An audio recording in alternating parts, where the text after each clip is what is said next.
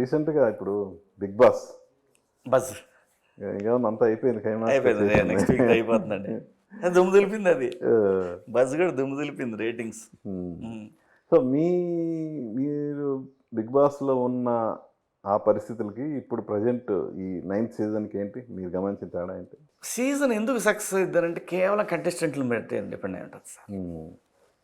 Contestants ఆ 7th సీజన్కి అలాగ సెట్ అయిపోయారు కంటెస్టెంట్స్. ప్లస్ దాంట్లో మరి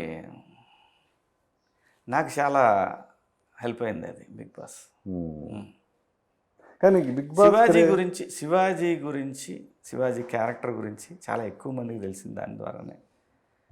ఇది నాకు అనిపించింది. అంతకుముందు ఉన్న మన గురించి ఉన్న ఒపీనియన్ వేరు, దాని తర్వాత చేంజ్ అయింది, మారింది. నేను ఎప్పుడూ అదే, కానీ దేనికైనా ఒక టైం పట్టింది కదండి. అలా ఆ సీజను ఈ సీజన్కి ఏంటంటే కంటెస్టెంట్లే డిఫరెంట్ అంతే సార్. దాని కూడా ఈ సీజన్ కూడా బాగానే ఉందండి, నాట్ బ్యాడ్. లాస్ట్ సీజన్ అంత బ్యాడ్ కాదు ఈ సీజన్. నేను బ్యాడ్ గుడ్ గురించి మాట్లాడలా, బిగ్ బాస్ మీద ఉన్న క్రేజ్ గ్రాడ్యువల్గా తగ్గుతూ వస్తుంది. ఏంటి రీజన్ అది? అస్సలు లేదండి, అది మన పర్సెప్షనే. అంతేనా? ఎప్పటికీ తగ్గదు దాని క్రేజ్.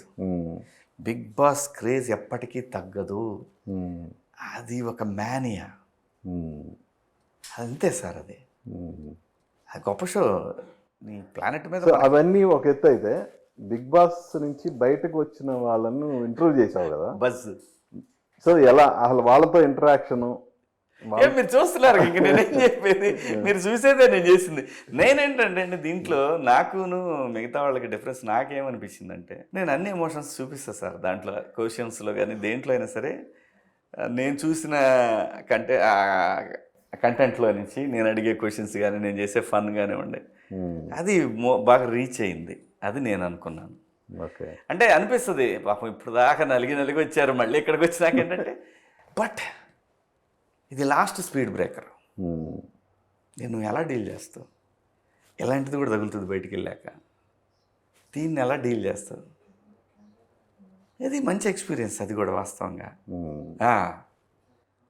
సో ఫుటేజ్ చూసున్నావు, అన్నీ అయిపోయినాయి. ఇప్పుడు టాప్ 5 హౌస్లో ఉన్నారు.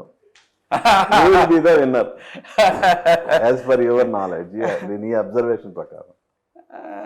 టఫ్గానే ఉందండి సిచ్యువేషను. తనుజాకి 2 స్టేట్ల అడ్వాంటేజ్ ఒకటి ఉంది. మిగతా కళ్యాణికి కానీ ఇమ్ముకి కానీ ఈ ముగ్గురు మధ్యలోనే ఉంటుంది అనుకుంటున్నాను నేను. ఓకే, ఈ ముగ్గురు మధ్యలోనే ఉంటుంది అనుకుంటున్నా. చూడాలి సార్, మరి గట్టి ఫైటే ఉంది వాస్తవంగా.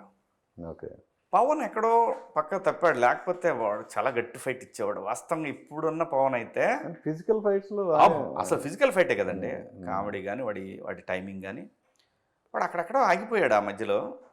లేకపోతే ఇప్పుడున్న ఈ 2 వీక్స్ పవన్ గనక ముందు నుంచి ఉంటే ఎవరు కనపడేవాళ్ళు కాదు.